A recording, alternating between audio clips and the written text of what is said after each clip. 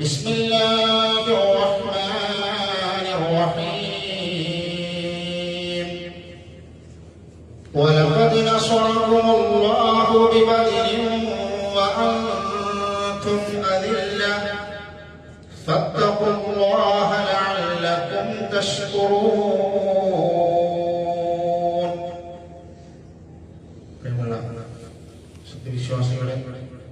വിശ്വാസികളെ അള്ളാഹുവിന്റെ വിധിവിലക്കുകൾ ജീവിതത്തിന്റെ സമസ്ത മേഖലകളിലും പാലിച്ചുകൊണ്ട് യഥാർത്ഥ മുഗ്നകളായി മുത്തഖികളായി ജീവിതം മുന്നോട്ട് കൊണ്ടുപോകണം ആദ്യമായി ഉപദേശിക്കുകയാണ് വസിയത്ത് ചെയ്യുന്നത്.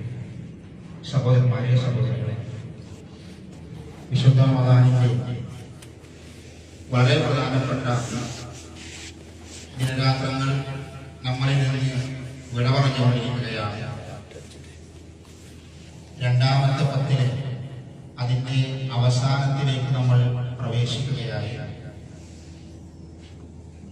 നമ്മൾ ആരെയും കാത്തു നിൽക്കാതെ പ്രാർത്ഥനകളുടെയും ഇസ്തിഗ്ഫാറിന്റെയും മാസമായ റമദാൻ മാസം നമ്മളിൽ നിന്ന് കുഴിഞ്ഞുകൊണ്ടിരിക്കുകയാണ്.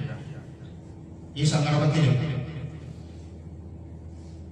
പാപങ്ങൾ പൊറുപ്പിക്കാൻ പറ്റിയ, അള്ളാഹുവിലേക്ക് കൂടുതൽ അടുക്കാൻ പറ്റിയ ഈ സന്ദർഭങ്ങൾ കഴിവിന്റെ പരമാവധി ഉപയോഗപ്പെടുത്തണമെന്ന് ആദ്യം ഉണർത്തുകയാണ്. ഇനി അധിക നാളുകളില്ല. അത് മനസ്സിലാക്കി കൂടുതൽ വിവാദത്തിലേക്ക് കടന്നു വരാൻ നമ്മൾ ഓരോരുത്തരും ഉത്സാഹം കാണിക്കേണ്ടതുണ്ട്. ഇന്ന് റമദാൻ 16 വെള്ളിയാഴ്ച, നാളെ റമദാൻ 17 ശനിയാഴ്ച. ഇസ്ലാമിക ചരിത്രത്തിലെ വിശുദ്ധ റമദാൻ മാസത്തിൽ നടന്ന വളരെ പ്രധാനപ്പെട്ട 2 സംഭവങ്ങളാണ്. ഒന്ന്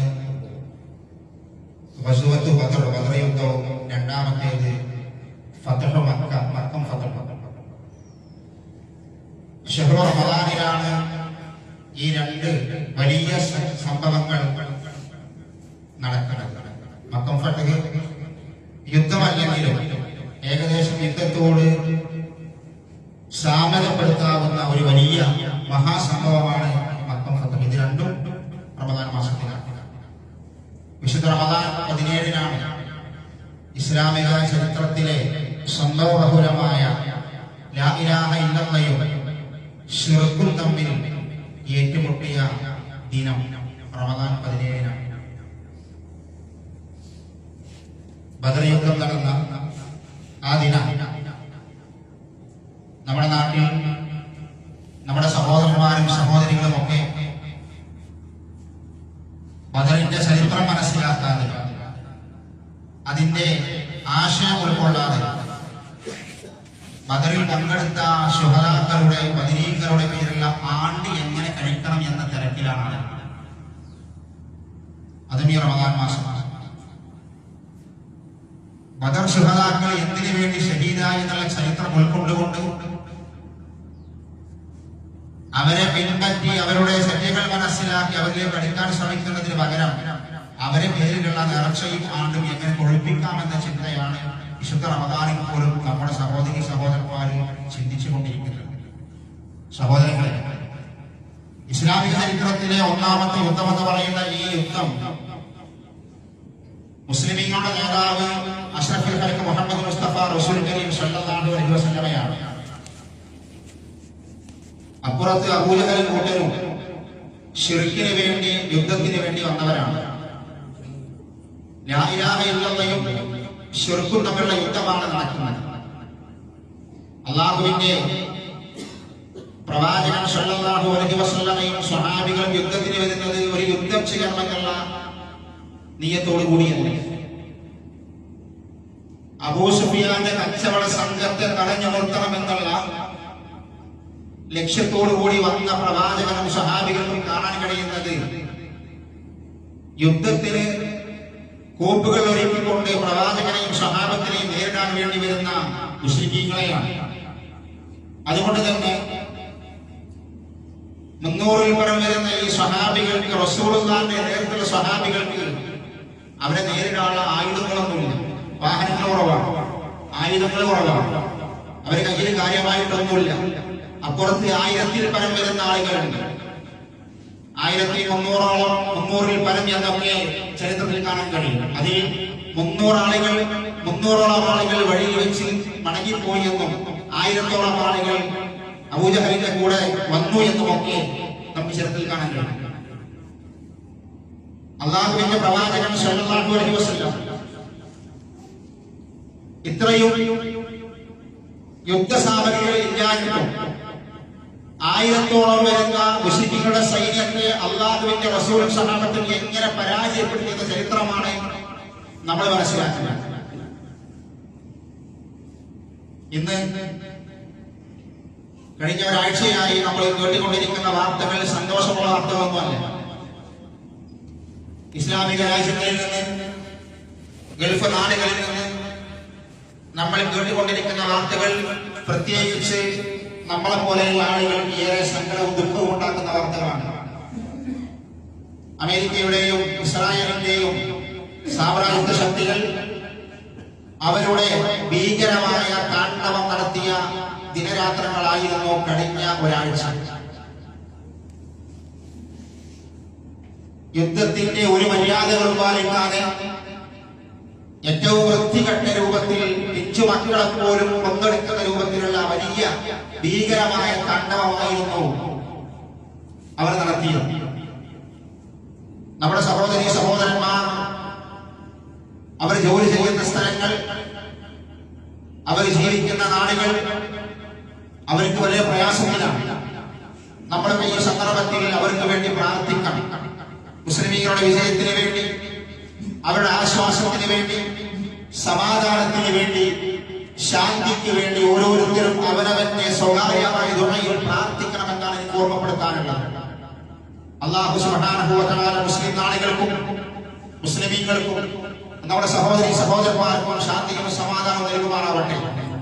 ഇസ്ലാമിന്റെ ശത്രുക്കളെ അല്ലാഹു സുബ്ഹാനഹു വ തആല പരാജയപ്പെടുത്തുമാറാവട്ടെ. ഞാൻ ഈ സന്ദർഭത്തിൽ പറയാനുള്ള കാരണം, ബദറിന്റെ ചരിത്രം നമ്മൾ പഠിക്കുമ്പോൾ ബദർ നടന്നത് ആദർശത്തിന് വേണ്ടിയുള്ള യുദ്ധമായിരുന്നു. ആ യുദ്ധത്തിൽ ആയുധങ്ങളും കോപ്പുകളും ഇല്ലാതെ വളരെ കുറച്ചു മാത്രം വരുന്ന സ്വഹാബികൾ എങ്ങനെ വിജയിച്ചു എന്ന ചരിത്രമാണ് സഹോദരന്മാരെ സഹോദരി നമ്മൾ മനസ്സിലാക്കേണ്ടത്.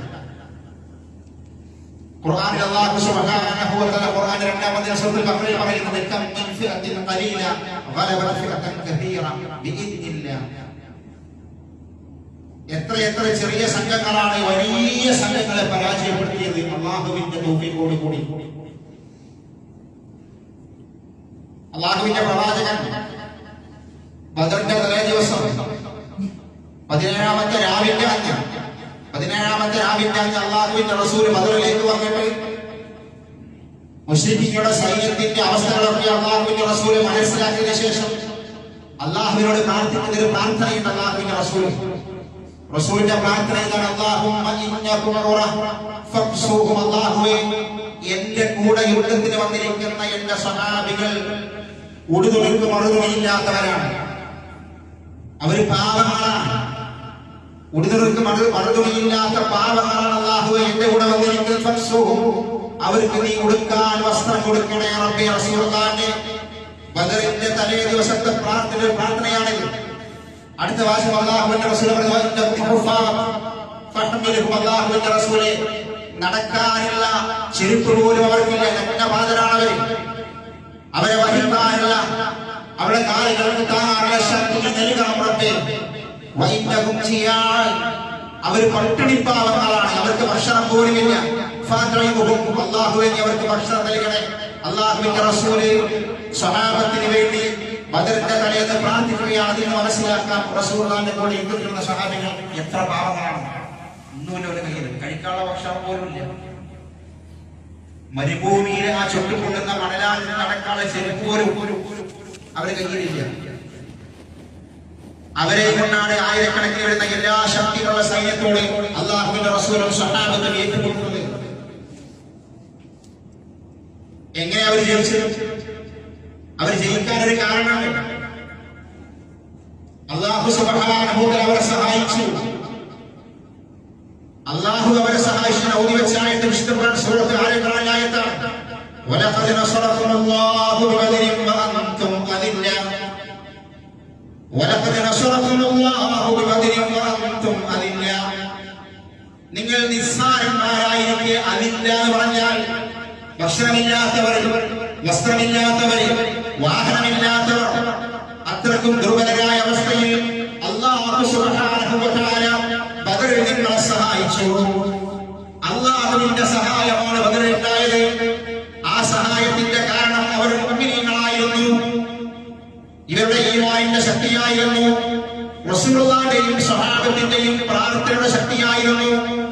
സഹോദരന്മാരെ, സഹോദരികളെ, അല്ലാഹുവിന്റെ പ്രവാചകനും സ്വഹാബത്തും 1000-ഓളം വരുന്ന മുശ്രിക്കുകളെ പരാജയപ്പെടുന്ന കരുത്ത് അല്ലാഹു നൽകിയത് അവരെ ഈമാൻ കൊണ്ടാണ്, അവരെ പ്രാർത്ഥന കൊണ്ടാണ്.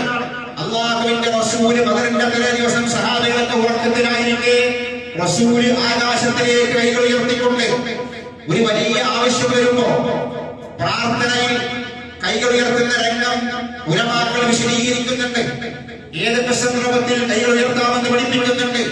അതിലൊരു സന്ദർഭമാണ് കാര്യമായ വലിയ ആപത്തുകൾ, പ്രയാസങ്ങൾ വരുന്ന സന്ദർഭത്തിൽ ആ പ്രയാസങ്ങൾക്ക് വേണ്ടി പ്രാർത്ഥിക്കുന്ന സമയം കൈകൾ ആകാശത്തിലേക്ക് ഉയർത്തി അല്ലാഹുവിനോട് പ്രാർത്ഥിക്കാമെന്ന്. അതിലൊരു പ്രാർത്ഥനയാണ് സ്വലാത്തുൽ ഇസ്തിസ്ഖാഇന്റെ പ്രാർത്ഥന, മഴയ്ക്ക് വേണ്ടിയുള്ള പ്രാർത്ഥന. അതുപോലത്തെ പ്രാർത്ഥനയിൽ അല്ലാഹുവിന്റെ റസൂല് ബദറിന്റെ തലേ ദിവസം ഇരു കൈകളും ആകാശത്തിലേക്ക് ഉയർത്തി അല്ലാഹുവിനോട് പ്രാർത്ഥിക്കുന്നത്. ആ പ്രാർത്ഥന അല്ലാഹുമ്മ അല്ലാഹുമ്മ അല്ലാഹുമ്മ എന്ന് ആവർത്തിച്ച് പറഞ്ഞിട്ടാണ് പ്രാർത്ഥിക്കുന്നത് അല്ലാഹുവിനോട്. അല്ലാഹുവേ, ഈ സംഘത്തെ നീ നശിപ്പിക്കരുത്. അല്ലാഹുവേ, ഈ സംഘത്തെ നീ പരാജയപ്പെടുത്തരുത്. റബ്ബിനോടാ പ്രാർത്ഥിക്കുക. അപ്പുറത്ത് അബൂജഹൽ പ്രാർത്ഥിക്കുക അല്ലാഹുവിനോട് തന്നെയാണ്, അല്ലാഹുവോട് മാത്രം. ബദറിന്റെ തലേ ദിവസം അബൂജഹൽ റബ്ബിനോട് പ്രാർത്ഥിക്കുന്നത്, റബ്ബിനോട് മാത്രം പ്രാർത്ഥിക്കുന്നത്. ആ ദിവസം മുശ്രിക്കുകളുടെ പ്രത്യേകത എന്താ അറിയോ? കുടുങ്ങുന്ന സന്ദർഭത്തിൽ, അവർ പ്രയാസം വരുന്ന സന്ദർഭത്തിൽ അവർ പ്രാർത്ഥന അല്ലാഹുവിനോട് മാത്രമാകും. അത് മുശ്രിക്കിന്റെ സ്വഭാവമാണ്. മക്കയിലെ മുശ്രിക്കിന്റെ സ്വഭാവമുണ്ട്.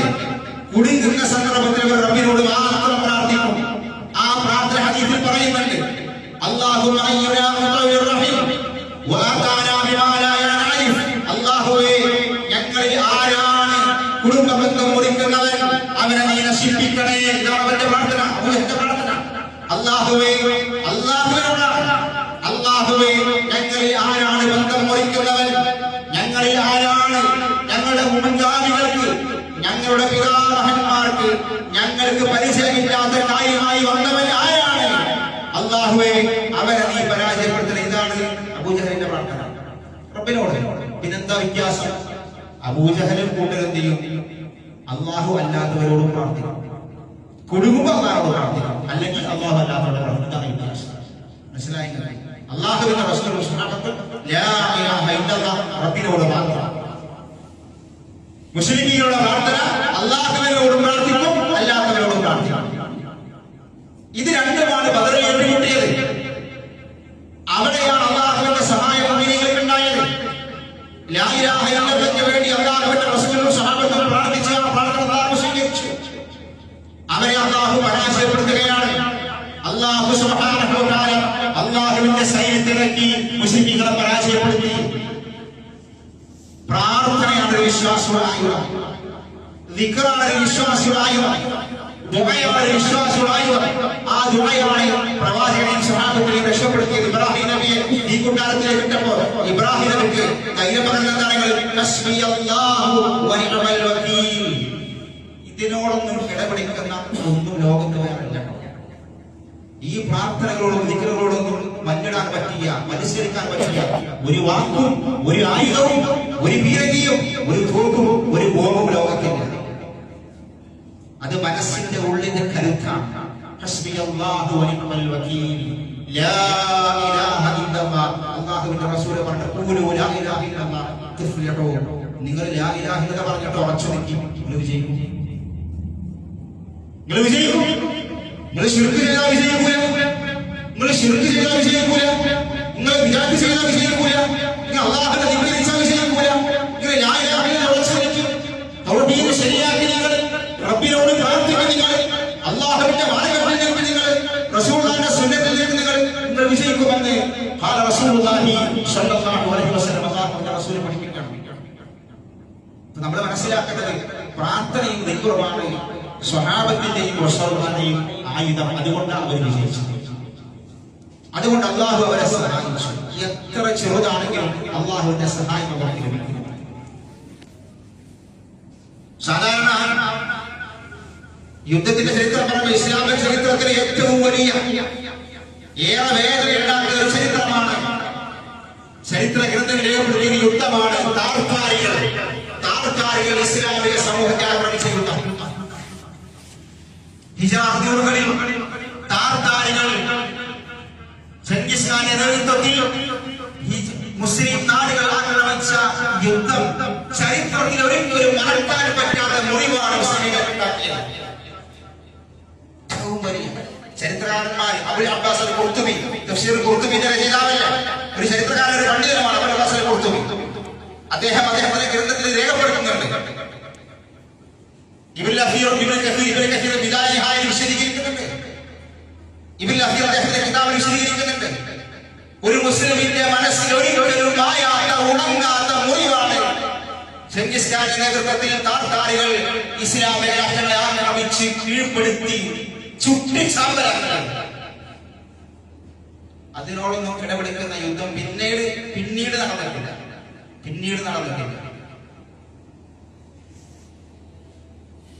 മംഗോളിയയെ കൂട്ടി മലയിറങ്ങി ചെങ്കിസ് ഖാൻ ബാഗ്ദാദിലേക്ക് പുറപ്പെട്ടു. ആദ്യം ഹവാർ സഭയ്ക്ക് കിടക്കി. ഒരൊറ്റ യുദ്ധത്തിൽ 20,000 പേരെ കൊലപ്പെടുത്തി. 1, 10, 100, 200, 500 ഒരൊറ്റ യുദ്ധത്തിൽ 20,000 ആളുകളെ കൊലപ്പെടുത്തി. ഹവാർ സഭയ്ക്ക് കിടക്കി, ബുഖാരി കിടക്കി, ബുഖാരിന്റെ നാട് ബുഖാരി കിടക്കി, സമർഖന്ദിന് കിടക്കി, ബാഗ്ദാദിനെ കുളമാക്കി, നിരത്തി എല്ലാ നാടുകളും കുളമാക്കി. ആ കാലഘട്ടത്തിൽ വർഷങ്ങളോളം നീണ്ടുപോയ യുദ്ധം, കുരിശുകളുടെ യുദ്ധം. സ്പെയിനിന് പറയുന്നത് നമുക്കറിയാം. വർഷങ്ങളോളം മുസ്ലിങ്ങൾ ഭരിച്ച അവസാനം സ്പെയിന് മുസ്ലിം കയ്യിൽ നിന്ന് പോയി. എന്താ കാരണം? അത് വിശദീകരിക്കണം ഖുർത്തുബി. അതിന്റെ കാരണം ഇതായിരുന്നു: മുസ്ലിം നാടുകളിൽ മുസ്ലിം ഭരണാധിപന്മാരും മുസ്ലിമീങ്ങളും കാണിച്ചിരുന്ന തോന്നിവാസങ്ങൾ, ഹറാമുകൾക്ക്, മ്ലേച്ഛമായ പ്രവർത്തനങ്ങൾക്ക് അനുവാദം കൊടുത്തു. ഭൗതികതയുടെ പിന്നാലെ പോയിട്ട് അല്ലാഹു റസൂൽ ജീവിക്കായിരുന്നു. അതുകൊണ്ട് എന്തായി? അതൊക്കെ എല്ലാം കഴിയുന്ന പോയി. ചരിത്രം പഠിക്കണം. അല്ലാഹുവിന്റെയും റസൂലിന്റെയും ചെവിയിൽ മുറുകെ പിടിച്ചുകൊണ്ട് ഒരാൾ നിന്നാൽ അല്ലാഹുവിന്റെ സഹായം ഉണ്ടാവും. നമ്മളെപ്പോഴും അത് ശ്രദ്ധിക്കണം. ബദറിലും ഉഹദിലുമൊക്കെ അല്ലാഹുവിന്റെ റസൂലും സഹാബികളും ഉണ്ടായത് അവരുടെ ഈമാനിന്റെയും അവരുടെ ഇസ്ലാമിന്റെയും തൗഹീദിന്റെയും കരുത്തായിരുന്നു. ആ ബദരീങ്ങളുടെ ചരിത്രത്തിലേക്ക് നമ്മൾ മടങ്ങി വരണം. ഇന്ന് ഈ ലാ ഇലാഹ ഇല്ലല്ലാഹ്ക്ക് വേണ്ടി അല്ലാഹുവിനോട് മാത്രമേ പ്രാർത്ഥിക്കാൻ പാടുള്ളൂ എന്ന് പറഞ്ഞ ബദരീങ്ങളുണ്ടല്ലോ, ആ ബദരീങ്ങളോട് പ്രാർത്ഥിക്കുന്ന ഒരു ദുരവസ്ഥയിലേക്ക് നമ്മുടെ സഹോദരന്മാരിൽ തട്ടിപ്പെട്ടു. എത്ര സ്വഹാബികൾ ബദറിൽ ഷഹീദായല്ലോ. ബദറിൽ ഷഹീദായ സ്വഹാബികൾ, ആ സ്വഹാബികളും മുറിവേറ്റ സ്വഹാബികളും, ഇവരൊക്കെ എന്തിനു വേണ്ടിയാണ് ഈ പ്രയാസം അനുഭവിച്ചത്? അല്ലാഹുവോട് മാത്രം പ്രാർത്ഥിക്കണം എന്ന ഈ ഒരു കലിമത്തിന് വേണ്ടിയിട്ട്. എന്നിട്ട് നമ്മളെ കൂട്ടത്തിൽ നമ്മുടെ സഹോദരന്മാര് ഈ യുദ്ധം നടന്ന അന്ന്, അതിന്റെ തലേന്നും അന്ന് അതിന്റെ രാവിലെയൊക്കെ ബദരീങ്ങളെ രക്ഷിക്കണേ, മമ്പുറത്തങ്ങളെ രക്ഷിക്കുന്ന പ്രാർത്ഥിക്കുന്ന ആളുകളുണ്ട്. അതേപോലെ ബദരീങ്ങളെ കാക്കണേ. ആരാ രക്ഷപ്പെടുത്തണം? അള്ളാഹ് രക്ഷപ്പെടുത്തണം. ഈ യുദ്ധം നടന്ന തന്നെ അള്ളാഹുവോട് മാത്രം പ്രാർത്ഥിക്കുന്നത് പറയാൻ വേണ്ടിയാണ്. എന്നിട്ട് അറിവില്ലായ്മ കൊണ്ട്, നമ്മുടെ ജഹാലത്ത് കൊണ്ട് അവരോട് വിളിച്ചു പ്രാർത്ഥിക്കുന്ന ഒരവസ്ഥ, അതൊരിക്കലും തന്നെ അള്ളാഹു പൊറുക്കുന്നതല്ല. എന്തിനു പറയുന്നു? ബദരീകളിൽപ്പെട്ട കുറെ സ്വഹാബികൾ മരണപ്പെട്ടത് എങ്ങനെയാണെങ്കിൽ, കുറെ സ്വഹാബികൾ മരിച്ചത് പ്ലേഗ് ബാധിച്ചിട്ടാണ്. പ്ലേഗ് ബാധിച്ചിട്ട് ബദരീകളിൽപ്പെട്ട സ്വഹാബികൾ മരണപ്പെട്ടിട്ടുണ്ട്. നമ്മുടെ നാട്ടിൽ പ്ലേഗ് വന്നാൽ എന്താ ചെയ്യാം? ബദരീകളെ പേരിൽ ഒരു മാല തൂക്കിട്ടിട്ട് അത് കെട്ടിയിടും. ബദരീകൾ മരണപ്പെട്ടത് പലരും പ്ലേഗ് ബാധിച്ചു. എന്നിട്ട് നമുക്കൊരു പ്ലേഗോ ഒരു മഹാമാരിയോ ഒരു വസൂരിയോ ഒരു മാരകമായ രോഗമാണ് നമ്മളെ ഈ ബദരീകളെ കാക്കണേ. അത് പ്രത്യേകം ശ്രദ്ധിക്കണം. അല്ല പൊറുക്കൂല, അത് അല്ല പൊറുക്കൂല. നിങ്ങൾ ഒരു വശത്തേക്ക് കൂട്ടിക്കൊടുക്കും. നിങ്ങൾ വേറെ എന്തെങ്കിലും ചെയ്യുന്നത് പോലെ അല്ല ഈ തൗഹീദിൽ വന്നിട്ട് ശിർക്ക് ചെയ്യും. അത് പ്രത്യേകം നിങ്ങൾ സൂക്ഷിക്കണം. അത് പ്രത്യേകം സൂക്ഷിക്കണം. നമ്മുടെ അമലുകളൊക്കെ പൊളിഞ്ഞു പോകും. അത് പ്രത്യേകം ശ്രദ്ധിക്കണം. മാത്രവുമല്ല, അള്ളാഹുവിന്റെ പ്രവാചകന്റെ സ്വഹാബികൾ, പ്രവാചകന്റെയും സ്വഹാബത്തിന്റെയും ആ യുദ്ധത്തിന്റെ രണ്ടാമത്തെ ഒരു പാഠം നമുക്കുണ്ട്.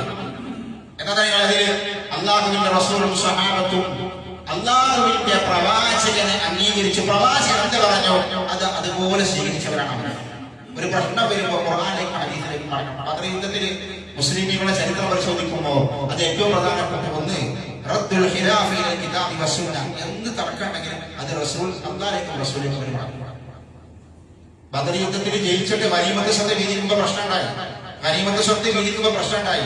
ഞങ്ങൾക്ക് വേണം ഒരു കൂട്ടര്, ഞങ്ങൾക്ക് വേണം വേറെ കൂട്ടര്. അവസാനം അല്ലാഹ് ആയത്തിറക്കി. അപ്പോഴാണ് സൂറത്തുൽ അൻഫാൽ ഇറങ്ങുന്നത്. യസ്അലൂനക അനിൽ അൻഫാൽ എന്നുള്ള ആയത്ത് അല്ലാഹു ഇറക്കി. ആയത്തിറങ്ങിയപ്പോൾ എന്തായി? എല്ലാവരും നിശബ്ദരായി. അതൊരു മുസ്ലിമിന്റെ സ്വഭാവമാണ്. ആയത്തുണ്ടോ ഹദീസുണ്ടോ അതിന്റെ അപ്പുറത്തേക്ക് കൊണ്ടുപോകും, അതിന്റെ അപ്പുറത്തേക്ക് കൊണ്ടുപോകും. അതുകൊണ്ട് സഹോദരന്മാരെ, സഹോദരി, ഇതൊക്കെ നമ്മുടെ വിജയത്തിന്, നമ്മുടെ പരലോക മോക്ഷത്തിന് ഏറ്റവും പ്രധാനപ്പെട്ട സംഗതികൾ. അതുകൊണ്ട് ഇതൊക്കെ നമ്മൾ പ്രത്യേകം ശ്രദ്ധിക്കുക. ഈ വിശുദ്ധ റമദാനിന്റെ ദിനരാത്രങ്ങളിൽ പ്രാർത്ഥന നമ്മുടെ ആയുധമാക്കുക, ദിക്ർ നമ്മുടെ ആയുധമാക്കുക, ഇസ്തിഗ്ഫാർ നമ്മുടെ ആയുധമാക്കുക. അങ്ങനെ അല്ലാഹുവിലേക്ക് അടുക്കാൻ വേണ്ടി ശ്രമിക്കുക. അല്ലാഹു സുബ്ഹാനഹു വ തആല നമുക്ക് ഇതിന് തൗഫീഖ് നൽകുമാറാവട്ടെ.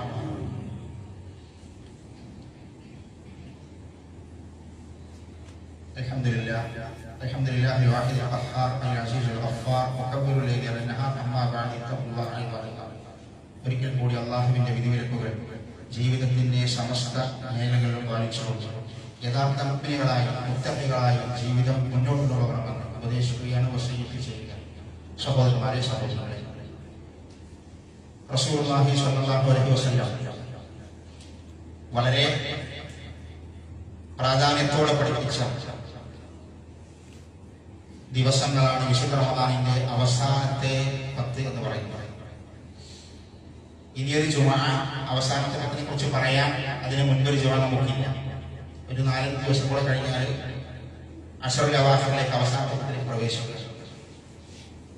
ഈ 20 ദിവസം ചെയ്തതുപോലെ അല്ല ചെയ്യാൻ, കുറച്ചും കൂടെ കൂട്ടി ഊർജ്ജസ്വലമായി രാത്രികൾ ജീവിപ്പിക്കേണ്ട സമയമാണ് അവസാനത്തെ 10 എന്ന് പറഞ്ഞത്. നമ്മുടെ ഉമ്മ ആയിഷ റളിയല്ലാഹു തആല അൻഹ റസൂലുള്ളാഹിന്റെ സ്വഭാവം വിശദീകരിക്കുന്നുണ്ട്. അല്ലാഹുവിന്റെ റസൂൽ അവസാനത്തെ 10 പ്രവേശിച്ചാൽ അല്ലാഹുവിന്റെ റസൂൽ അരക്കെട്ടൊന്ന് മുറുക്കിയെടുക്കും. അതൊരു കിനായാണ്. എന്ന് പറഞ്ഞാൽ ഇബാദത്തിന് വേണ്ടി അല്ലാഹുവിന്റെ റസൂൽ ഒരുങ്ങി ഇറങ്ങുക. നമ്മളൊരു ജോലിക്കൊക്കെ ഒന്നും ഒരുങ്ങണമായി. അല്ലാഹുവിന്റെ റസൂൽ ഒക്കെ ഇബാദത്തിലാണ്. പക്ഷെ അവസാനത്തെ 10 പേർക്ക് ഒന്നുകൂടെ മറ്റു സ്ട്രോങ്ങാണ്. റസൂലുള്ളാഹിന്റെ കുടുംബത്തെ വരെ വിളിച്ചു എഴുത്തിക്കാഫിരിക്കാൻ നിൽക്കുന്ന ദുആക്ക് വേണ്ടി 10 ദിവസം എഴുത്തിക്കാഫിരിക്കാൻ നെയ്യത്താക്കുന്ന ആളുകളുണ്ടെങ്കിൽ അവരതിന് ഒരുങ്ങി 10 ദിവസം രാവും പകലും. അതാണ് പരിപൂർണ എഴുത്തിക്കാഫ് എന്ന് പറഞ്ഞത്. പരിപൂർണ എഴുത്തിക്കാഫിന്റെ രാവും പകലും 10 ദിവസം പള്ളിയിൽ തന്നെ ഇരുന്ന് എഴുത്തിക്കാഫിരിക്കാം. അതാണ് ശരിക്കും എഴുത്തിക്കാഫ്, പരിപൂർണ എഴുത്തിക്കാഫ്. പിന്നെ ഒരു ദിവസം ഇരിക്കുന്ന ആളുകളുണ്ട്, ഒരു രാത്രി ഇരിക്കുന്നവരുണ്ട്, അങ്ങനെയൊക്കെ ഇരിക്കാം. പക്ഷെ പരിപൂർണ എഴുത്തിക്കാഫ് 10 ദിവസം. അങ്ങനെ കഴിയുന്നവർക്ക് അങ്ങനെ നെയ്യത്താക്കാം. ഇനി അങ്ങനെ കഴിയാത്ത ആളുകൾക്ക് 2 ദിവസം, 1 ദിവസം, 3 ദിവസം ഉണ്ടെങ്കിൽ അങ്ങനെയൊക്കെ ചെയ്യാം. ഈ പകൽ അതിന് സാധ്യമല്ലെങ്കിൽ, പകൽ ജോലി തിരക്കൊക്കെ ആണെങ്കിൽ രാത്രി നെയ്യത്താക്കേണ്ടി രാത്രി എഴുത്തിക്കാഫിരിക്കും. അതൊക്കെ നമ്മൾ കുടുംബസമേതം അതിലൊക്കെ നമ്മൾ തയ്യാറാവണം. അവസാനത്തെ 10 തറാവീഹിൽ പങ്കെടുക്കുക, കുടുംബത്തെ കൊണ്ടുവരിക, എഴുത്തിക്കാഫിരിക്കുക, രാത്രി ഖുർആൻ ഓതുക, ദിക്ർ ചെയ്യുക. അതൊക്കെ നമ്മൾ പ്രത്യേകം ശ്രദ്ധ. ഒരുപാട് സഹോദരന്മാരെ നമ്മുടെ പള്ളിയിലേക്ക് വരുന്നവരുണ്ട്. പരിസരങ്ങളിലെ ചുറ്റുപാടിൽ നിന്നും പള്ളിയിലേക്ക് ആളുകൾ വരാത്ത സ്ഥലത്ത് നിന്ന് നമ്മുടെ പള്ളിയിലേക്ക് നമസ്കാരത്തിന് വേണ്ടി, ജുമാക്ക് വേണ്ടിയിട്ടും തറാവീഹിന് വേണ്ടിയിട്ടും ക്ലാസ്സിന് വേണ്ടി വരുന്ന എത്രയോ സഹോദരന്മാരുണ്ട്. ചുറ്റുള്ള വീട്ടിൽ നിന്നും 1 കിലോമീറ്റർ അടുത്തുള്ള 6 പള്ളിക്ക് വരുന്ന സ്ത്രീകളുണ്ട്. അങ്ങനത്തെ സ്ഥലത്തൊക്കെ സ്ത്രീകളൊക്കെ നമ്മുടെ പള്ളിയിലേക്ക് ക്ലാസ് കഴിക്കാനും പിന്നെ നമസ്കാരത്തിനും ഒക്കെ വരുന്ന ആൾക്കാരുണ്ട്. അതൊക്കെ ഓരോരുത്തരുടെ ഈമാനാണ്. അപ്പൊ നമ്മൾ നമ്മുടെ കുടുംബത്തെ അതിലേക്ക് കൂട്ടിക്കൊണ്ടുവരിക. ഈ അവസാനത്തെ 10 നമ്മൾ ധന്യമാണ്. ലൈലത്തുൽ ഖദറിന്റെ രാവ് അല്ലാഹുവിന്റെ റസൂൽ പറഞ്ഞു, അന്ന് മൻ ഖാമ ലൈലത്തുൽ ഖദർ ഈമാനൻ വഹ്തിസാബ, അന്നൊരാൾ അല്ലാഹുവിന്റെ ആവശ്യങ്ങൾ നിസ്കരിച്ചാൽ ഗുഫിറ ലഹു മാ തഖദ്ദമ മിൻ ദംബി, അവന്റെ കഴിഞ്ഞു പോയ പാപങ്ങൾ പുറത്തെടുക്കും. അതുകൊണ്ട് അത് പ്രധാനപ്പെട്ട സമയം, അത് പ്രത്യേകം ശ്രദ്ധിക്കുക. ആ ദിനങ്ങളിൽ പ്രത്യേകം ഒന്ന് ഇബാദത്ത് കൊണ്ട് ധന്യമാക്കാൻ ശ്രമിക്കണം. മറ്റൊരു കാര്യം സൂചിപ്പിക്കാനുള്ളത്, സക്കാത്ത് സെല്ല് നമ്മുടെ ഈ പള്ളിയുടെ കീഴിൽ സക്കാത്ത് സെല്ല് വ്യവസ്ഥാപിതമായി നടക്കുന്നുണ്ട്. ഞാൻ കഴിഞ്ഞ ഖുതുബയിൽ സക്കാത്തിനെ കുറിച്ച് സൂചിപ്പിച്ചിരുന്നു. അപ്പൊ നമ്മുടെ സക്കാത്തുകൾ കണക്ക് കൂട്ടി അതിന്റെ നിശ്ചിതമായ ഓഹരി സക്കാത്ത് കമ്മിറ്റി നിങ്ങൾ ഏൽപ്പിക്കുക. അത് നമ്മൾ പ്രത്യേകം ശ്രദ്ധിക്കണം. എന്തെങ്കിലും കൊടുക്കാൻ പറ്റൂല. അവനവന്റെ ശമ്പളം, അവനവന്റെ ക്യാഷ് ഡെപ്പോസിറ്റ് അക്കൗണ്ട് ഒക്കെ പരിശോധിച്ചിട്ട് ഇപ്പത്തെ 595 ഗ്രാം വെള്ളിന്റെ വില പറഞ്ഞാൽ ഇപ്പത്തെ കണക്കനുസരിച്ച് ഏകദേശം 1,70,000 രൂപന്റെ അടുത്ത് ഇപ്പത്തെ കണക്കുണ്ടാവും. അപ്പൊ 1,70,000 രൂപ ഇപ്പത്തെ കണക്കനുസരിച്ച് കയ്യിലുണ്ടെങ്കിൽ 2% കൊടുക്കണമെന്നാണ്. കയ്യിലെ കാശ് കണക്കാക്കുക, ബാങ്കിലെ ഡെപ്പോസിറ്റ് ഉണ്ടല്ലോ അതും കണക്കാക്കുക, കച്ചവട സാധനങ്ങളിൽ അതും കണക്കാക്കുക. 3 കൂടെ കണക്കാക്കി 1,75,000 ഉണ്ടെങ്കിൽ 2 കൊടുത്താൽ മതി. അത് പിന്നെ സ്വർണത്തിൻ്റെതാണെങ്കിൽ അതല്ല, സ്വർണത്തിന്റെ 10 രൂപ ഉണ്ടെങ്കിൽ 2.5 കൊടുത്താൽ മതി. സ്വർണം വേറെ കൊടുക്കണം, കാർഷിക വേറെ കൊടുക്കണം, എല്ലാം കൂടെ ഒന്നും കൊടുക്കാൻ പറ്റില്ല. സ്വർണ്ണമുള്ള സ്വർണത്തിന്റെ വേറെ കൊടുക്കുക, കച്ചവട വസ്തുക്കളും ശമ്പളം ജോലി നാണയങ്ങൾ അതിന് വേറെ കൊടുക്കുക, കാർഷിക വിളയുടെ വേറെ കൊടുക്കുക. ഇതൊക്കെ നമ്മൾ പ്രത്യേകം ശ്രദ്ധിച്ചില്ലെങ്കിൽ അത് മരിക്കുമ്പോൾ പ്രയാസമാകും, അത് ഖബറിലെ പ്രയാസമാകും, പരലോകത്തിന്റെ പ്രയാസമാകും. ഇത് ശ്രദ്ധിച്ചോളി. നിസ്കരിച്ച് മാത്രം രക്ഷപ്പെടൂല, ഹജ്ജ് ചെയ്ത് മാത്രം രക്ഷപ്പെടൂല. നിങ്ങളെ സമ്പത്തിന് ഒരു 2.5% അന്യന്റെ ഹക്കാണ്, അത് ഹറാമാണെങ്കിൽ 2.5%. 1,00,000 രൂപ കയ്യിലുണ്ടെങ്കിൽ സക്കാത്ത് കൊടുക്കാൻ പറ്റിയ 1,00,000 ഉണ്ടെന്നുണ്ടെങ്കിൽ 2,500 അന്യന്റേതാണ്. അത് തിന്നാൽ വയറിന്റെ ഉള്ളിൽ തീയാണ്. അത് ശ്രദ്ധിക്കണം. കുല്ലു ലഹമിൻ നബത മിൻ സുഹ്തിൻ ഫന്നാറു ഔലാ ബിഹി ഖാല റസൂലുള്ളാഹി വാക്കാണ് സ്വല്ലല്ലാഹു അലൈഹി വസല്ലം. അതുകൊണ്ട് ശ്രദ്ധിക്കുക. അല്ലാഹു നമ്മെ കാത്തുരക്ഷിക്കുമാറാവട്ടെ. اللهم اغفر للمؤمنين والمؤمنات والمسلمين والمسلمات الاحياء منهم والاموات انك مجيب دعوات يا قاضي الحاجات. اللهم اجرنا من النار، اللهم اجرنا من النار. اللهم اعز الاسلام والمسلمين واذل الشرك والمشركين. اللهم يا مقلب القلوب ثبت قلوبنا على دينك. اللهم توفنا مسلما والحقنا بالصالحين. ربنا آتنا في الدنيا حسنة وفي الآخرة حسنة وقنا عذاب النار. آمين آمين برحمتك يا أرحم الراحمين.